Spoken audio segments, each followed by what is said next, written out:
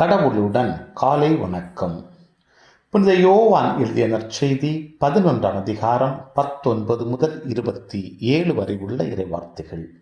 அக்காலத்தில் சகோதரர் இறந்ததால் மார்த்தா, மரியா இவர்களுக்கு ஆறுதல் சொல்ல பலர் அங்கே வந்திருந்தனர். இயேசு வந்து கொண்டிருக்கிறார் என்று கேள்விப்பட்டதும் மார்த்தா அவரை எதிர்கொண்டு சென்றார்.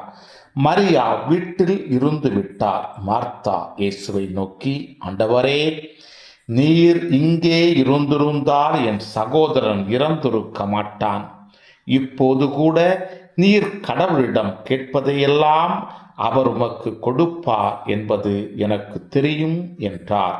இயேசு அவரிடம், உன் சகோதரன் உயிர்த்தெழுவான் என்றார்.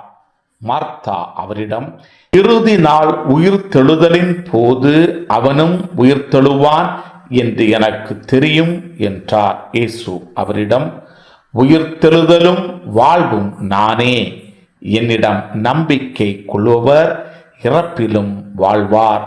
உயிரோடு இருக்கும் போது என்னிடம் நம்பிக்கை கொள்ளும் எவரும் என்றுமே சாக மாட்டார். இதை நீ நம்புகிறாயா என்று கேட்டார்.